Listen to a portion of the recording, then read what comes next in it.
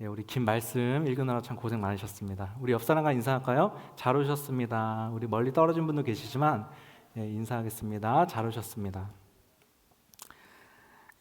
반갑습니다. 오늘 여러분과 함께 나눌 말씀의 제목은 절망에서 회복시키시는 하나님, 이런 제목으로 우리 함께 말씀을 나누도록 하겠습니다. 제가 몇 개월 전에 다구치 요시우미가 쓴 40대를 후회 없이 살기 위한 15가지 습관이라는 책을 읽었습니다. 제가 넘겨도 되나요? 아무것도 안 넘어가는데요. 이것만 확인되고 그 다음에 설교 계속 쭉 진행할게요. 맞네요. 요거 다 보이면 안 되는데, 요 책 보이시죠 이제?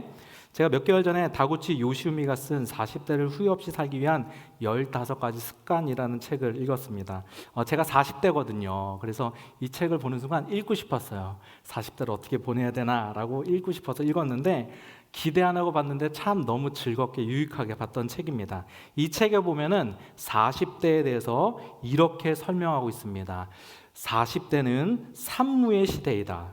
가장 바쁠 때이기에 시간이 없고 아이의 교육비나 대출금 때문에 돈이 없으며 육체적으로 고된 일에 체력이 없다. 젊었을 때는 돈이 없어도 시간과 체력이 있고 노년기에는 체력은 없지만 시간과 돈이 있다. 그런 시기에 비하면 40대는 시간과 돈과 체력이 바닥이어서 인생의 가장 괴로운 시기라 할 수 있다라는 내용이 이 책에 적혀 있었습니다. 여기 저보다 나이가 많으신 분들이 계신데 정말 그렇나요? 아니죠. 60대, 50대 되면 더 힘든가 봐요. 이 책에는 40대가 힘들다, 40대가 가장 힘들다라고 이렇게 말을 했어요. 그런데 40대만 힘들겠습니까? 지금 말씀하신 대로 50대, 60대도 힘들고요. 70대 이상도 힘들고 또 우리 젊은 우리 청년들 20대, 30대도 우리 힘들지 않은 세대가 없습니다. 여러분 그 요즘 단어 중에 이태백이란 단어 아세요? 조금 작게 나오는데 그래도 대충 보이시죠? 제가 말로 다 하고 있으니까 살짝 보셔도 될 것 같아요. 여러분 이태백이란 단어 아세요? 이태백이 뭐냐면 20대 태반이 백수라는 말이에요. 여러분 그런가요? 제가 이제 서울에 있었거든요. 서울에서 제가 청년부 사역도 그랬는데 백수가 많았던 것 같아요. 제가 여기는 잘 몰라서. 인구론이라는 단어가 있어요. 인구론 뭔지 아세요? 인문계 90%가 논다입니다. 인문계 나오면 할 일이 없어요. 너무 웃으셔서 반응이 좋아서 당황스럽네요. 38선이라고 있어요. 38선이 뭔지 아세요? 38세가 되면 슬슬 퇴직 생각. 38세인데 여러분 먼 거 같죠? 38세 금방 옵니다. 4호정 있습니다. 4호정. 4호정이 뭔지 아세요? 45세가 정년이에요. 책에서 그러더라고요. 5, 6도 있어요. 5, 6도가 뭔지 아십니까? 56세까지라면 도둑입니다. 청년들은 먼 얘기 같지만 저도 청년 때가 엊그제 같거든요. 근데 제가 올해 43세인데 이런 식으로 하면 이제 정년이 다가왔구나라는 생각이 들어요. 요즘 최근 특히 코로나 때문에 여러분 다 아시겠지만 많은 자영업자들이 피해를 입고 있죠. 이걸 폐업도 하는 상황이 있습니다. 여러분 전 재산을 투자해서 사업을 시작했는데 가게를 닫아야 했을 때 여러분 그 마음이 얼마나 힘들까요? 얼마나 절망적일까요? 이처럼 오늘 우리가 읽은 본문에도 보면요, 이런 절망적인 상황 가운데 놓인 한 가정이 등장합니다. 오늘 보면 1절 말씀 볼까요? 1절 말씀 보니까요, 1절 초반절 사사시대 그 땅에 기근이 든 일이 있었다. 자, 기근이 들었어요. 기근이 들었는데 어느 땅에 기근이 들었다고 지금 말하고 있어요? 그 땅에 든 게 중요한 거예요. 이거 여러분 성경 읽으실 때 이렇게 뭔가 수식하는 표현 있죠. 수식. 이런 거 다 강조 표현이에요. 간단하게 제가 예를 들면은 저 고기 먹었습니다 라고 말할 수 있잖아요. 그럼 고기 먹었다는 거잖아요. 근데 제가 오늘 아침에 고기 먹었습니다. 그러면 여러분 제가 무엇을 말하고 싶은 거예요? 고기 먹었다는 걸 말하고 싶은 건데 아침에 먹었다는 게 중요하다고 말하는 거잖아요. 그렇죠? 근데 제가 여러분에게 제가 오늘 아침 서울에서 고기 먹었습니다. 그럼 막 놀라운 일이잖아요. 이거는 아니 얘가 지금 청주에 있는데 아침에 서울 가서 고기 먹고 내려왔단 말이야. 막 새롭잖아요. 그러니까 성경도 잘 보세요. 1절 이 말씀을 봤을 때 1절 이 말씀이 그 땅에 그냥 기근이 들었다. 그냥 기근이 들었다고 말하면 되잖아요. 근데 굳이 기근이 어디서 들었는지를 설명하죠. 이게 성경이 강조하는 거예요. 여러분 그 땅이 어느 땅이죠? 여기 그 땅 어느 땅이에요? 예, 가나안 땅. 예. 이스라엘 베들레헴 나중에 베들레헴 다 똑같은 거예요. 가나안 땅, 약속의 땅이에요. 약속의 땅에 기근이 들었어요. 그래서 어떻게 하느냐? 1절 말씀 계속 보니까요. 계속 읽을게요. 사사시대에 그 땅에 기근이 일이 있었다. 그때 하면서 우리 다 같이 한번 읽어볼까요? 우리 그때 다 같이 여기부터 읽겠습니다. 시작. 그때.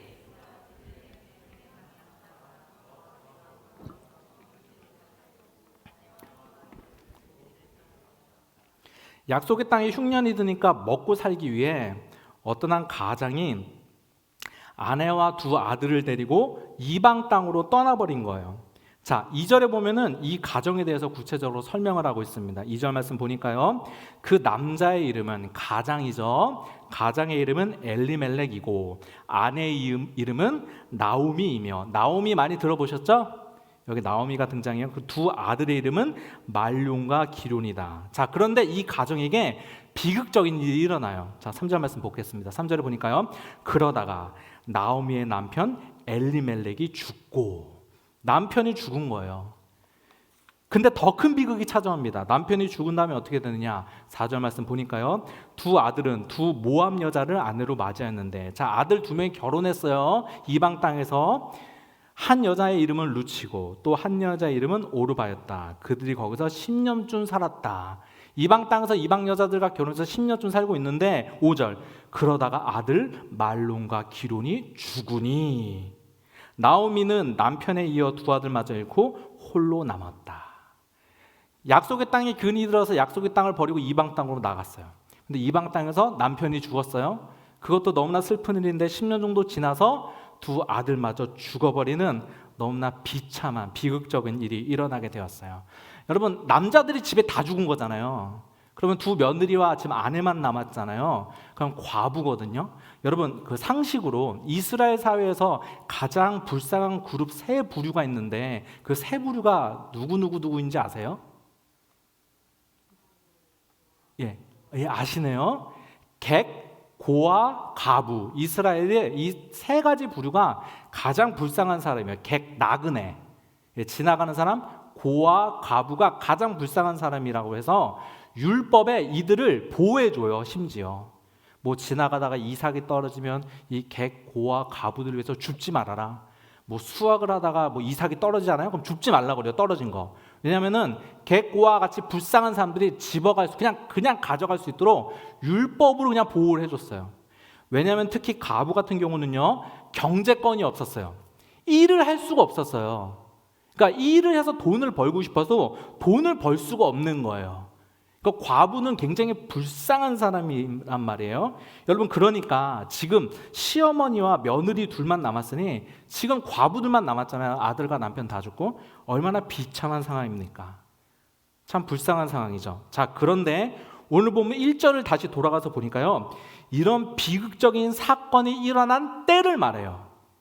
자, 언제 이 일이 일어났는가? 1절 말씀 다시 돌아가서 볼까요? 우리 다 같이 앞에 자막을 보면서 같이 읽겠습니다. 시작. 사사시대에 그 땅에 기근이 든 일이 있었다. 자, 약속의 땅에 기근이 들었어요. 근데 그 약속의 땅에 기근이 든 그 때가 있는데 그 때가 어느 때라고 지금 말하고 있어요? 사사시대라는 거예요. 자, 여러분, 성경에는 한 글자도 허투루 쓰여진 게 없다. 여러분, 왜 기근이 그 땅에 들었는데 왜 사사시대에 일어났냐는 것을 표현하냔 말이죠. 사사시대에 이런 사건이 일어난 것이 중요한 거예요. 여러분, 사사시대의 특징이 뭔지 아세요? 설명하려면 엄청 많은데 여러분, 지금 성경 순서도 사사기 다음에 룻기잖아요. 오늘 우리 룻기 읽었어요. 그러니까 룻기는 그 배경이 사사시대란 말이에요. 여러분, 사사시대의 특징이 뭔지 아세요? 사사시대를 한 말씀으로 요약하면 사사기 21장 25절의 말씀으로 요약할 수 있어요. 이 말씀 우리 다 같이 한번 읽어보겠습니다. 앞에 자막을 보면서 우리 다 같이 읽겠습니다. 시작. 그때는 이스라엘에 왕이 없으므로 사람들은 저마다 자기의 뜻에 맞는 대로 하였다. 자, 이스라엘에 왕이 없었다는 거예요. 여러분, 이게 말이 되나요? 이스라엘에 왕이 없었다. 여러분, 이스라엘의 왕이 누구시죠? 하나님이 왕이신 거죠. 이 룻기 이후에 사무엘로 넘어가서 왕정 시대가 이루어지는데, 여러분 왕정 시대가 돼서 사울이나 다윗 같은 왕이 생기면 하나님이 왕이 아니신 건가요? 아니에요. 왕들도 하나님의 통치를 받아야 됐었어요. 이스라엘 사회는 왕들도 하나님의 왕이시고 그들도 하나님의 말씀에 순종해서 나라를 다스려야 됐던 거예요. 이스라엘의 참된 왕은 누구예요? 하나님이신 거예요. 근데 하나님이 없이 자기 속은 옳은 대로 행했다는 것은 무슨 말이죠? 이스라엘이 참된 왕이신 하나님을 누구로 모시지 않았다는 거예요. 왕으로 모시지 않는 시대였다는 거예요. 자기 마음대로 사는 시대, 기준이 없는 시대. 이게 사사시대의 특징이에요. 여러분 잘 보세요. 약속의 땅에 기근이 들었어요. 사사시대. 약속의 땅에 기근이 들었으면 믿음의 사람 어떻게 해야 됩니까? 여러분, 우리 지금 신앙 안에 있어요. 하나님 은혜 안에 있어요. 이 먹고 살기 힘들어서 기근이 찾아왔어요. 그럼 여러분 어떻게 하셔야 돼요? 믿음을 버리고 그냥 교회를 떠나버려야 되나요? 신앙을 버리고 먹고 사는 문제를 위해서 떠나버려야 돼요? 아니죠. 약속의 땅에 남아있어야 되죠. 그게 믿는 사람이잖아요. 근데 기근이 찾아오니까 이 사람들은 지금 어떻게 하고 있어요? 자기 마음대로 약속의 땅을 버리고 먹고 사는 문제를 위해서 나가버리는 거예요. 사사시대죠. 왕이 없이 자기 속은 옳은 대로 판단한단 말이에요. 지금 사사시대인 거예요. 자, 정리하겠습니다. 지금 내용을 정리하면 무슨 말이냐? 잘 보세요. 약속의 땅을 버리고 자기 마음대로 먹고 사는 문제를 위해 세상에 나가버린 이 엘리멜렉의 가정이 오늘 본문에 등장하죠. 이 엘리멜렉의 가정을 통해 사사시대 이스라엘 모습을 지금 보여주는 거예요. 그림으로. 여러분, 엘리멜렉의 가정을 뭐하러 설명하겠어요? 성경에서. 이 가정의 모습이 바로 타락한 이스라엘의 모습인 거예요. 지금. 기준 없이 자기 마음대로 사는 시대인 거예요. 약속의 땅을 버리고 먹고 사는 것을 위해 찾아다니는 시대인 거예요. 이 엘리멜렉의 가정이 이스라엘을 상징하는 거예요. 자, 그리고 이 가정이 어떻게 됐어요? 그리고 하나님 없이 자기 마음대로 살아가는 이 엘리멜렉 나오미 가정에 남편이 죽어버렸죠. 하나님 없이 자기 마음대로 살더니 어떻게 됐어요? 남편이 죽고 두 아들마저 죽어버린 이 완전한 절망적인 상황이 바로 이스라엘의 사사기 시대의 모습인 거예요. 그들은 자기 마음대로 살아요. 기준이 없어요. 하나님을 왕으로 삼지 않아요. 그리고 그들은 완전한 절망 가운데 빠진, 완전한 비참한 가운데 빠진 이 엘리멜렉의 가정과 똑같은 상황 가운데 모습을 보이고 있는 거예요. 이 가정을 통해서 이스라엘의 모습을 우리가 볼 수 있는 것이에요. 여러분, 이 가장 엘리멜렉이라는 사람의 이름의 뜻이 뭔지 아세요?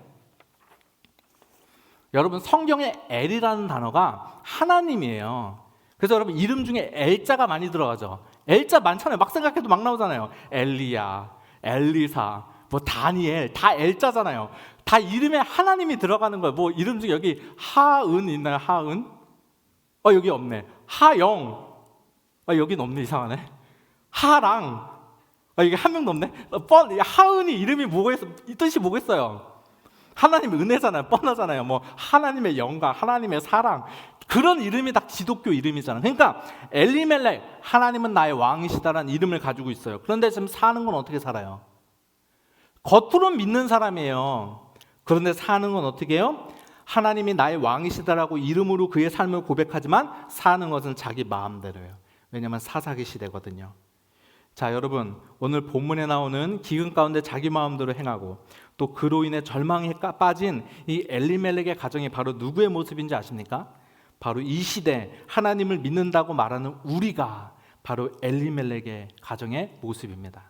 이 시대에 하나님을 믿는다고 말하지만, 하나님을 믿는 사람이라고 하지만 자기 속은 옳은 대로 살아가고 그래서 절망적인 상황 가운데 빠진 그 모습이 바로 우리의 모습을 지금 말씀을 통해서 보여주고 있는 것입니다. 여러분, 예수님 믿으세요? 여러분, 예수님 믿는다는 것이 무엇이죠? 여러분, 나 예수님 믿어 하면 믿는 건가요? 여러분, 교회 다니면 예수님 믿는 건가요? 여러분, 예수님 믿는다고 말하면서 여러분의 인생의 주인을 누구로 모시고 계십니까? 여러분, 누구 마음대로 살고 계십니까? 여러분, 하나님을 왕으로 여러분 모시고 계십니까? 몇 달 전에 제가 전 교회가 아닌 아주 한 10년 전에 섬기던 교회, 제가 그때 같이 사역했던 어떤 청년에게 전화가 왔어요. 그 당시에는 10년 전에 청년이었지만 지금은 이제 결혼해서 청년이 아니에요. 그 당시 청년이 전화가 왔어요. 지금은 결혼해서 아이가 2명이에요. 그런 청년에게 전화 와서 저한테 뭔가 상담을 하고 싶다는 거예요. 그래서 상담 내용을 들어보니까 그 내용이 무엇이었냐면은 자기가 지금 아이가 둘인데 하나는 지금 태어났고 하나는 그때 뱃속에 있었어요. 아이가 이제 2명이 될 건데 이제 2명이 되면은 아이를 정말 키우기 힘들잖아요. 여러분 이게 청년들은 잘 모르죠? 아이들 키우기 참 힘들거든요. 근데 한 명도 키우기 힘든데 자꾸 무시하는 발언을 해서 죄송합니다. 청년들이 모른다는 게 무시하는 게 아니에요. 여러분들이 경험해야만 알 수 있는 게 있어서 아이 키우는 건 경험하지 않으면 모르거든요. 그런 의미에서 모르죠라고 한 거예요. 이제 2명이 되면은 너무 힘들잖아요. 이제 곧 태어날 거니까. 그러니까 이제 첫째 아이를 어린이집에 보내고 싶은 거예요. 그럼 여러분 이렇게 생각하죠. 아니 어린이집 보내면 되지. 뭐가 문제냐라고 생각하죠. 그런데 여러분 어린이집에 보내고 싶어도요. 괜찮은 어린이집에 보내려면은 자리가 없어요. 여러분 보내고 싶다고 보내는 게 아니에요. 저도 그 서울에 있을 때 저희 지금 첫째가 14살이고 둘째가 4살이거든요. 둘째가 태어났을 때 어린이집에 걸어놨어요. 예약을 걸어놓는 거예요. 태어나자마자 걸어놔요. 몇 등인 줄 아세요? 몇 위? 순위가 있어요. 몇 순위? 100순위였어요. 100명이 나가야 저희 아이가 이제 들어갈 수 있어요. 저희가 2개월 전에 이사를 왔는데 이사 갈 때까지 연락이 안 왔어요. 그러니까 여러분 들어가고 싶다고 들어갈 수 있지가 않아요. 물론 아주 작고 좀 이렇게 막 먼 데는 갈 수 있지만 좀 가고 싶은 어린이집 가깝고 뭐 구청 어린이집 이런 데 못 들어가요, 여러분. 근데 제가 알던 이 청년이 첫째를 이제 어린이집을 보내고 싶은 거예요.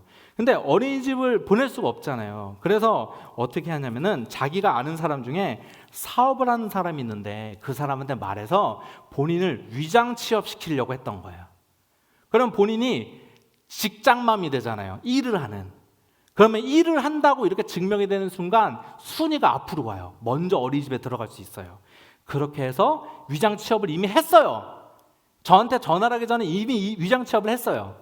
그렇게 취업을 하고 이제 첫째를 어린이집에 보내려고 하는데 그 위장 취업을 시켜준 사람이 또 계속 전화를 해서 부탁을 하는데 그 부탁의 내용이 무엇이냐?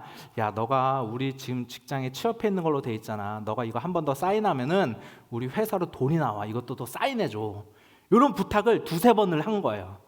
그러니까 이 청년이 부탁은 자기가 먼저 했지만 자꾸 이걸 또 나한테 사인을 하라고 하는 게 신앙 양심에 찔린다는 거예요.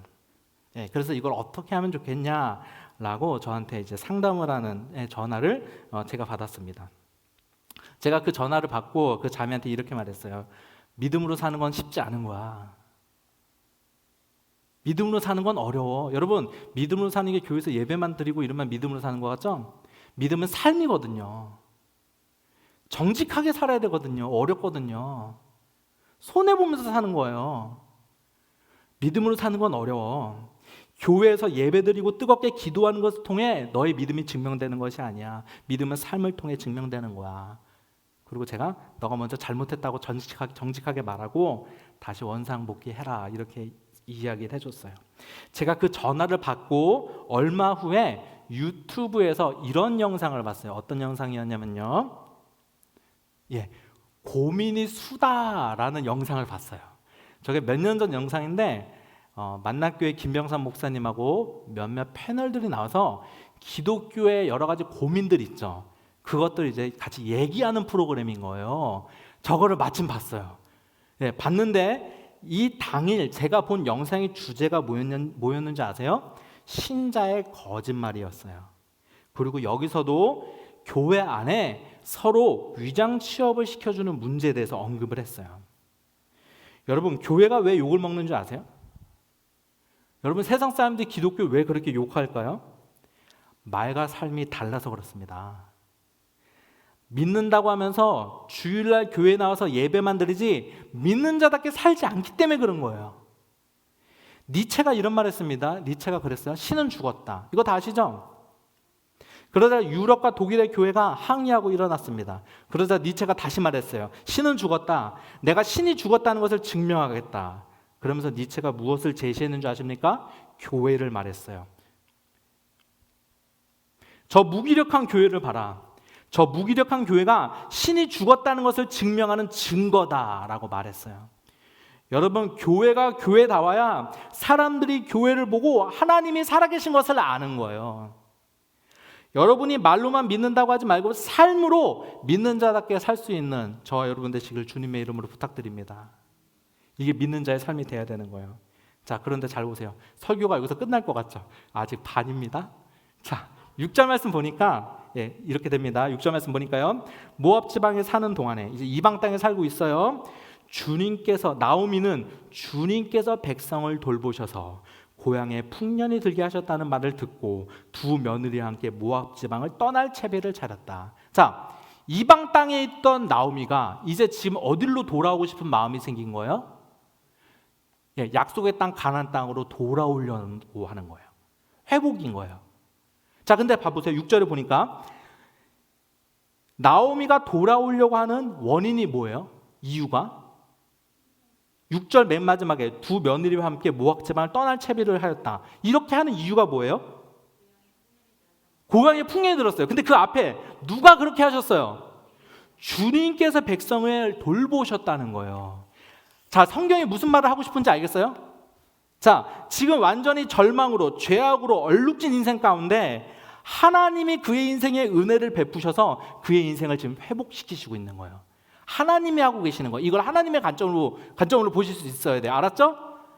나오미가 결단해서 가는 게 아니라 하나님이 이스라엘에 풍년을 주시는 거예요. 여러분, 이스라엘이 믿음으로 살지 않잖아요. 사사시대라니까요. 자기 속에는 옳은 대로 지금 행하고 있다니까요. 근데 그 가운데 하나님이 풍년을 허락하시는 거예요. 이제 회복을 허락하시는 거예요. 그리고 나오미도 그 하나님이 베푸신 은혜의 소식을 듣고 이제 약속의 땅으로 돌아오고자 하는 거예요. 여러분, 교회가 회복된다면, 또 여러분의 삶이 회복된다면 그 원인은 어디 있을까요? 하나님의 은혜인 줄 믿습니다. 자, 그런데 여기서 중요한 한 가지가 있어요. 이게 여러분 오늘 제가 말씀드리고 싶은 내용입니다. 7절. 나오미가 살던 곳을 떠날 때 두 며느리들 함께 떠났다. 같이 오는 거예요. 지금 여자들끼리. 그들은 유대 땅으로 돌아가려고 길을 나섰다. 길을 가다가 8절. 길을 가다가 나오미가 두 며느리에게 말하였다. 너희는 제각기 친정으로 돌아가라. 지금 며느리들은 이방 여인들이잖아요. 그러니까 너는 이방 땅으로 돌아가라는 거야. 나하고 같이 이스라엘 땅으로 가지 말라는 거예요. 너희가 죽은 너희들의 남편들과 나를 한결같이 사랑해 주었으니 주님께서도 너희에게 그렇게 해주시기를 빈다. 자, 왜 나오미가 돌아가라고 하냐? 여러분, 지금 나오미를 따라, 시어머니 나오미를 따라 같이 이스라엘 따라간다는 건 사실 미친 짓이에요. 자, 가면 어떻게 살아야 돼요?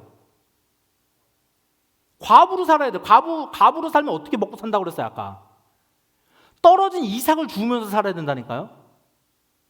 거지 생활을 해야 돼요. 실제로 룻기 2장을 보면요, 나오미가 그 며느리 룻이 실제로 다른 사람들 밭에서 떨어진 이삭을 주우면서 살아요. 그게 거짓이 뭡니까?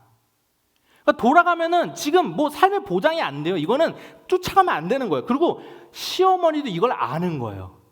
그러니까 너는 돌아가라. 나 따라봤자 희망이 없다, 이 말을 하는 거예요. 여러분, 12절 13절 말씀, 시어머니 나오미가 하는 말씀 보세요. 12절. 돌아가다오 내 딸들아, 제발 돌아가거라. 재혼을 하기에는 내가 너무 늙었다. 자, 이 며느리들에게 희망이 있으려면은 지금 이스라엘 법 중에는 남편이 죽잖아요. 그럼 남편의 형제 중에 결혼을 할 수 있는 법이 있었어요. 그게 이상한 게 아니라 여자를 보호하기 위한 법이에요. 과부가 되면 희망이 없으니까 형제들 가운데 결혼을 누군가 해서 자녀를 낳으면은 이제 인생이 이제 피는 거야. 한마디로 아들이 생기면, 자녀를 낳으면. 이해 가시죠? 근데 그러려면은 지금 형제가 다 죽었잖아요. 그러면 시어머니가 또 아들을 낳아야 되는데 지금 무슨 말이에요? 재혼을 일단 해야 될 거 아니에요. 아들을 낳으려면 일단 결혼을 해야 되는데 결혼을 하기엔 너무 지금 시어머니가 늙어서 이거 소망이 없어요. 조금 소망이라도 보여야 따라갈 만하죠. 지금 시어머니가 가서 어느 세월에 결혼을 하냔 말이에요. 너무 늙었단 말이에요. 그러면서 또 하는 말씀 보세요. 내가 너무 늙었다. 설령 나에게 어떤 희망이 있다거나 나에게 희망이 있다거나 오늘 밤 내가 남편을 맞이하여 아들을 낳게 된다고 하더라도 내가 진짜 기적적으로 누군가 결혼해서, 결혼하는 것도 기적인데 아들들을 낳게 된다 하더라도, 여기 보세요. 아들이 아니라 지금 뭐예요? 아들들입니다. 복수예요. 이것도 기적의 기적. 결혼하는 것도 기적인데 아들 1명 낳으면 안 되고 아들 2명 낳아야 돼요. 난간에 난간이에요. 왜냐하면 지금 며느리가 2명이잖아요.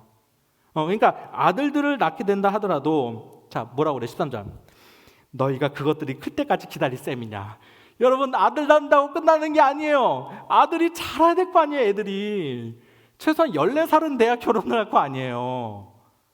그러니까 지금 시어머니도 지금 봤을 때 나를 따라오는 건 소망이 없는 거예요. 내가 결혼할 확률도 없어. 근데 결혼한다 쳐도 아들들을 낳아야 돼. 아들들 낳는다 쳐도 언제 자라기를 기다릴 거야. 이 말하는 거예요. 그때까지 재혼도 하지 않고 홀로들 지나겠다는 말이냐. 아서라 내 딸들아 너희의 처지를 생각하니 내 마음이 너무나 괴롭구나. 주님께서 손으로 나를 치신 것이 분명하다. 이 시어머니 나오미도 하나님 나 치셨네 이 생각하고 있는 거예요. 약속의 땅 버리고 이방 땅으로 갔거든요. 그리고 자기도 며느리 데리고 갈 명분이 없는 거예요. 가면은 거지 생활이거든요. 자기의 희망이 없거든요. 자기가 생각해도. 그러니까 돌아가라고 지금 해주는 거예요. 자 여러분 보세요. 지금 따라오고 계시죠? 예, 청년들 따라오고 있죠? 예, 요거 지금 놓치면 흐름 놓치면 계속 멍하게 있는 거예요. 여러분 잘 보세요. 나오미 따라가는 짓은 미친 짓입니다. 나오미 따라가면은 노숙자예요. 나오미 따라가는 건 진짜 여러분 같으면 나오미 따라가겠어요?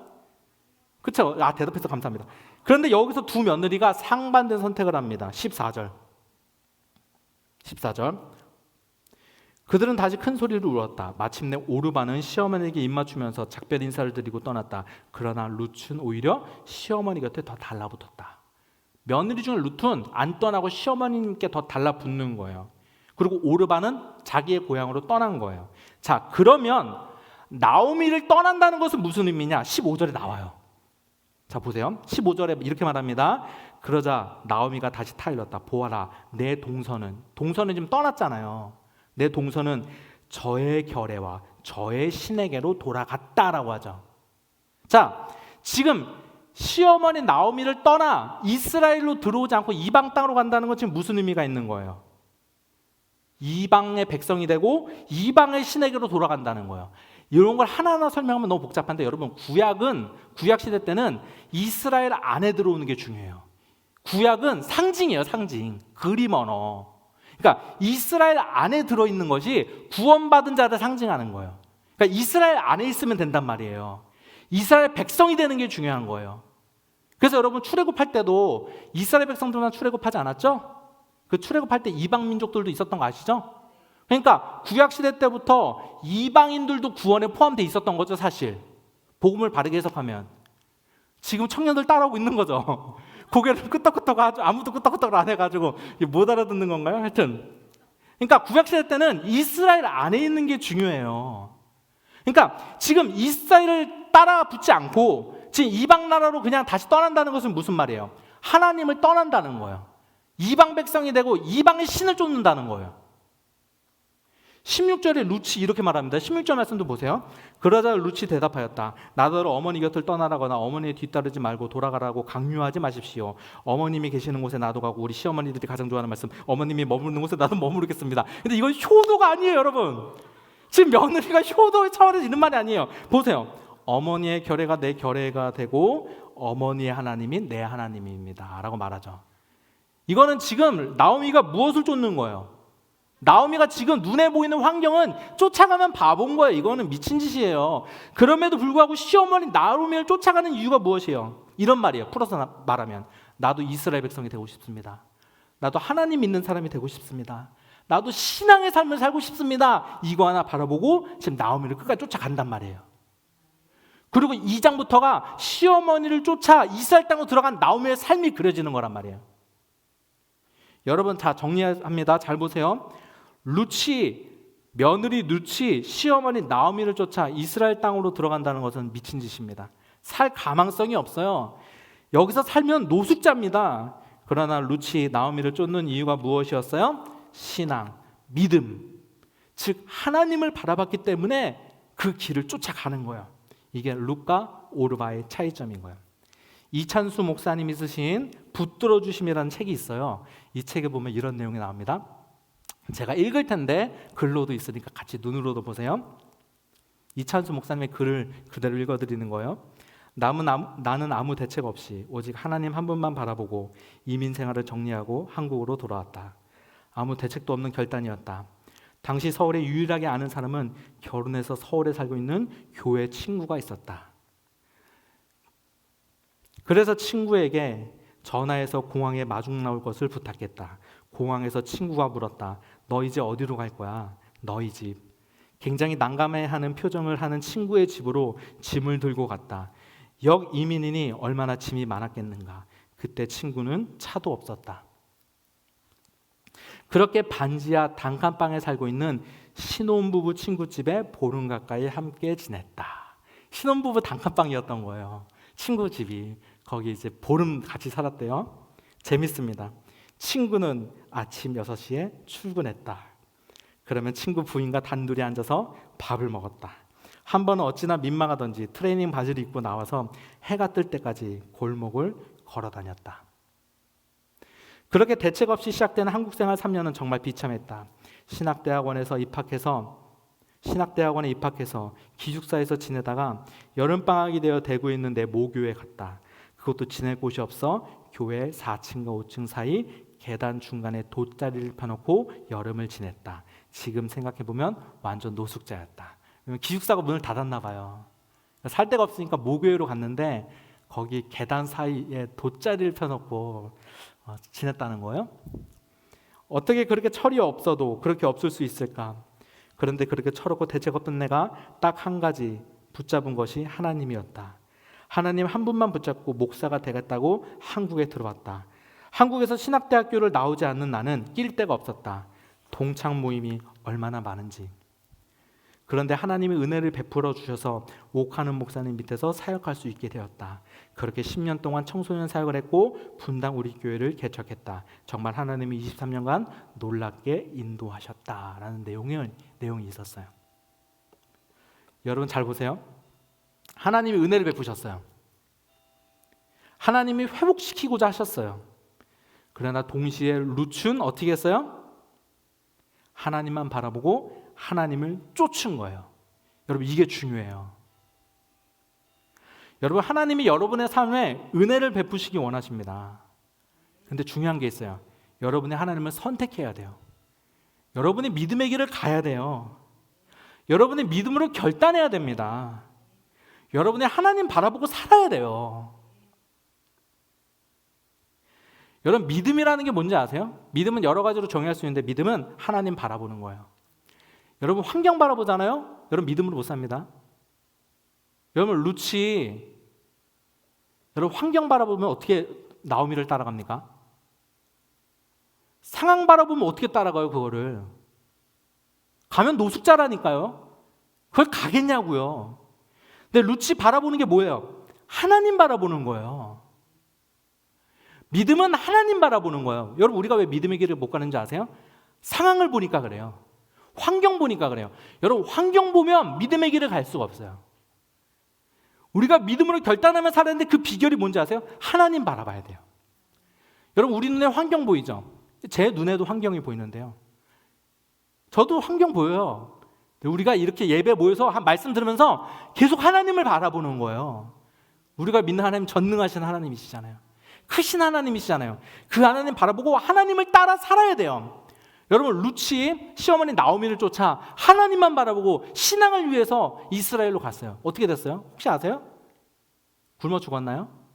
실제로 2장에 남의 밭에 떨어진 이삭을 주면 살아요. 그런데 우연히 보아스라는 사람의 집 앞에 이르러요. 우연히. 성경에 우연이라고 표현되어 있어요. 보아스가 자기의 기업을 이어줄 유일한 자격이 있는 사람이었어요. 그러니까 자기가 결혼할 수 있는 자격이 있는 사람. 그게 우연히. 이게 우연이라고 생각하세요? 아니에요. 우리가 볼 때는 우연이죠. 우연 아니고 하나님의 섭리죠. 그래서 보아스가 결혼해서 자녀를 낳는데 그 자녀가 누군지 아세요? 맞아요. 나왔어. 오자만 나와도 나온 거예요. 오벨. 다윗의 조상이에요. 그래서 룻이 다윗의 조상이 된단 말이에요. 그리고 다윗의 후손 중에 마태복음 1장에 보면 누가 나와요? 다윗의 후손 중에 예수님, 이스라엘 안에 예수님 족보 안에 든 게 구원의 상징이에요. 여러분 다 설명 못하지만 그렇게 이해하세요. 그래서 여러분 마태복음 1장 족보에 보면은 막 가늠한 여인도 있고 막 부족한 사람도 있단 말이에요. 그게 은혜예요. 왜냐면 그 족보가 예수님의 족보, 영의 족보, 믿음의 족보. 이 안에 들어있는 사람이 구원받은 사람들의 명단으로 보시면 돼요. 그리고 요거까지 설명 안 하려고 하는데 간단하게 설명드리면, 예수님 마태복음 1장에 나오는 예수님 족보를 보면 그 족보가 끊기죠. 누구에서 끊기죠? 예수님에서 끊기잖아요. 예수님은 자녀를 안 낳았잖아요. 그럼 그 밑으로 누가 들어가요? 예수님을 믿는 사람이 들어가는 거예요. 알았어요? 그래서 그건 영의 족보예요. 그래서 마태복음 1장은 영적 족보인 거예요. 그래서 그 족보 안에 자격 없는 사람들이 들어있잖아요. 룻은 이방인이라니까요. 밧세바가 들어있잖아요. 우리아의 아내가. 그걸 보면서 은혜를 받아요. 우리는 이곳에 자격 없는 나 같은 사람이 들어가는 족보구나. 그리고 자격 없는 사람이 들어갔잖아요. 그렇죠, 여러분? 예, 그 족보를 보면서 자격 없는 사람이 들어갔을 때, 그렇지, 내가 들어갈 수 있는 족보구나. 이 영의 족보. 이 안에 예수님 안에 들어오는 거란 말이에요. 이게 이해가시죠? 제가 대충 설명드리고 말씀 안 보고 설명드려도. 이렇게 룻이 예수님의 족보 안에 들어가는 거예요. 다윗의 조상이 되는 거예요. 하나님의 복을 누리는 거예요. 여러분, 사실 우리가 복이라고 할 때 막 물질의 복도 생각하고 하지만 성경에서 말하는 복은 예수님 믿는 게 복입니다. 예. 그 복을 누리게 됐다는 거예요. 여러분, 나오미의 인생이 망했나요? 망하지 않았습니다. 하나님이 책임져 주셨습니다. 여러분, 우리가 하나님 바라보고 믿음의 길을 걸을 때 하나님이 우리 인생 책임져 주시는 줄 믿습니다. 하나님이 여러분 다 인생들 책임져 주시고 회복시키시길 원하세요. 그러나 여러분이 믿음으로 믿음의 길을 가기로 선택하시고, 여러분 하나님을 결단하고 하나님을 선택하기로 결단할 수 있는 저와 여러분 되시기를 주님의 이름으로 부탁드립니다. 찬양팀 좀 나와주시겠어요? 이 시간 우리 찬양하고 우리 결단하면서 우리 기도할 텐데요. 우리 주님 다시 오실 때까지 우리 찬양하고 기도하겠습니다.